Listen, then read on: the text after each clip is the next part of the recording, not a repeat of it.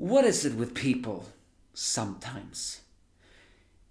A person makes one mistake and everybody begins to gang up on him, like he is the scum of the world, or if he is like the witch that was going to be burned in the medieval times. You see one chapter about things you do not like, and you immediately begin to fire. And yes, I do agree, I can be the same. Because after all, sometimes it just requires one chapter for you to change your mind. So what did my thoughts on this was? My thoughts was just to slap my face and say, it is a freaking short spin-off! Stop complaining that this is just gross and disgusting. It is full of meta jokes. So don't judge this too harshly. It's a freaking spin-off. And it's Hiro Mashima's styles with ecchi things. So quit saying it is bad just because of that. Having said that, yes, this is not exactly the highest ranked chapter of Hero, which is chapter 4, mind you, from me, the Angry Man fan. But I would say that I despised the people's complaint about this. If I'm gonna complain about a chapter, it's only when it's a main character they not get justifications. I mean, go to my rant chapters, which the title of rant. There, I can agree. It usually only takes one chapter for you to change your mind. What is my opinion on this? Well, my opinion on this is that this is just simply weird. But that's the point. Hero is a spin-off. It's supposed to be weird. The tentacles, of course, are cags. Grace seems to like this, which is arguably the most disgusting scene of this all. And of course, the guy don't want to see that, so he only sees the girls.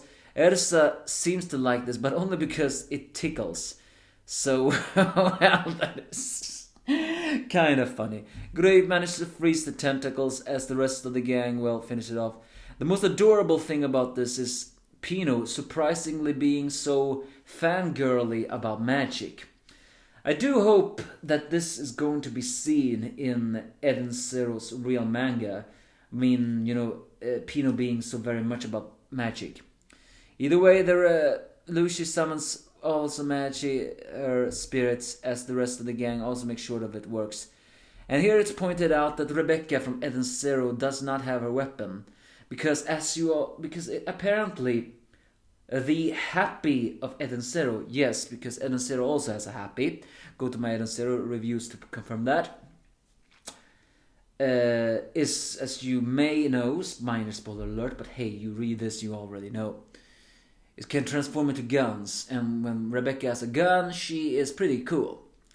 So, and now she doesn't have one. I think the reason... actually didn't notice that until now, but it's true. Happy from Eden Zero is not in this manga so far. Maybe that's a point to that. Because you think about it, there's a Happy in Fairy Tail and the Happy in Eden Zero. They have the same catchphrase, but they seem to have different personalities. Granted, if they were, and only very slight different designs. But most importantly, they have different powers. So, well, what would happen if they were in the same scene? I think it would be like, what is even this? So I think Hiro Mashima is not going to introduce Happy of Eden Zero yet. So Rebecca gets a bow, revealing she can actually fire bows as well because, well, she trained in Tomb Raider. An obvious pun on Tomb Raider. And since she's a video game character, she actually learned a lot of shooting from that game. Yes, some people may say it doesn't make sense, although there were some scientists that actually confirms that people can get actually pretty good hand-eye coordination from that. But hey, that depends on it all.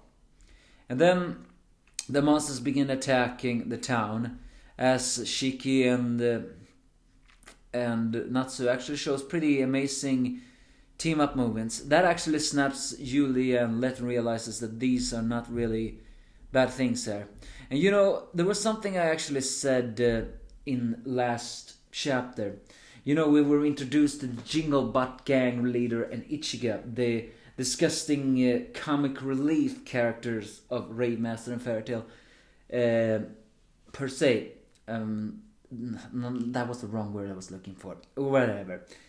And I was actually saying, does Eden Zero have that kind of character? And here was the thing. Yes, Eden Zero actually does have a disgusting comic relief character. It's just that the character is so forgettable, I actually forgot.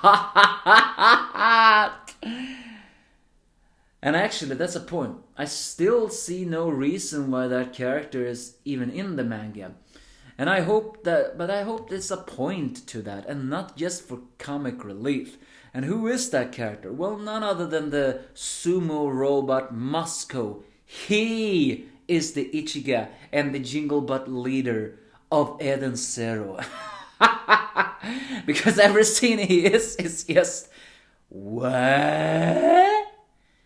So, I do hope that Hiromashima in Eden Zero actually make Moscow, you know, a character where you really... What just happened? Kind of character. I mean, he's almost set up to be that way. Or is he just gonna be in the scene for comic relief? I mean, that would be kind of wasteful, to be honest. So either way, it's... they free Homer of these things.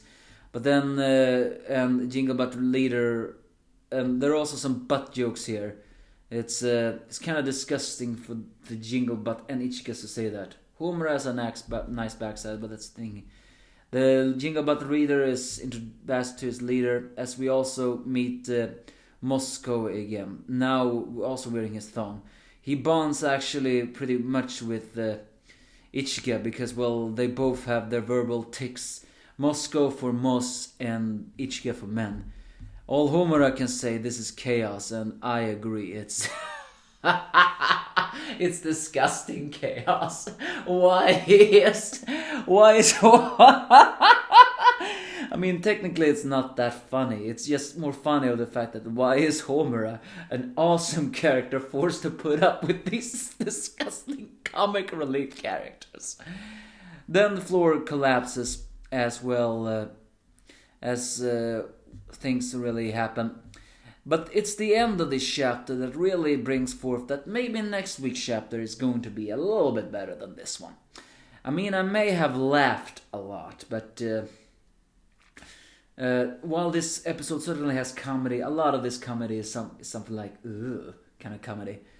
Either way, the main villain, changes the structure as Rave Master Haru is separated from the gang and actually thrown out of the temple.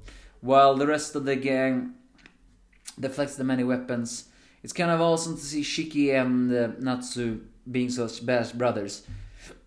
Only for Haru to actually land on Natsu's head. But of course, Natsu being Natsu, that doesn't hurt him.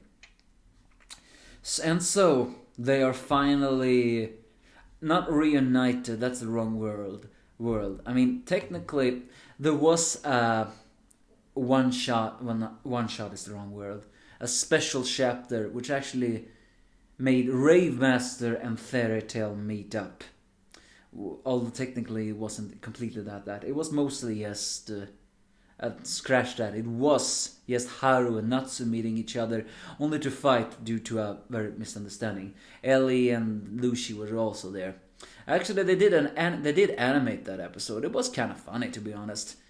But it's acknowledged here that they have never met each other before, so that wasn't canon. Technically, though, this is not canon itself, but you get my point.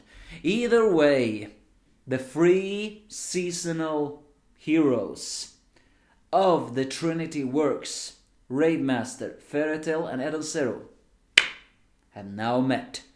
And arguably, that is actually the best part of this chapter, which is ironically the very end. Yes, this chapter did have some comedy, but I can understand why some people just felt like, oh, come on, are you serious? So, while I may laugh and may say anything else, yes, I may rate this a bit lower, but come on. I know how Hiro Mashima's comedy works. So I'm skipping over the things and laugh over some things that are just so stupid in sense of it all. But this basically is this chapter. And hopefully the three heroes now can team up. If you think about it, that will be awesome. Many will complain that Natsu, Haru and Shiki have similar personalities. I mean, even Ersa acknowledged that. Although they are similar, but at the same time not. Haru, Natsu and Shiki are both hot-blooded. But it's worth noting that Haru is a little bit more cautious. But he's also a lot braver. Natsu is a lot more reckless.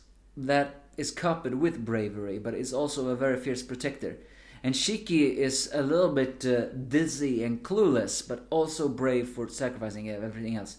They both have their love for their friends, and they will do everything to protect them. In a sense, they both are also all-loving heroes, although Haru is probably the strongest all-loving hero of all the three main characters. Natsu is technically not an all-loving hero. He was more of the reckless kind of hero. But he did show somewhat some all-lovingness, especially in the fairy tale moments. And Shiki himself, he shows a deep understanding, although it's worth noting that the reason why I said that Haru Glory is the most all-loving of them all is because Haru Glory, in the end, practically didn't hate any main villain that he fought against. Reeve Rave Master already. It is a good manga. Yes, the art may turn you off, and yes, there may be some things that are so weird, and yes, the anime was not justice, but still, if you want an adventure, if you want to understand Hiro Mashima's work, read Rave Master. Or do you want me to do summarizing of the arcs? If I understand how a live stream works, maybe I should. But for now, give me your thoughts if you have any.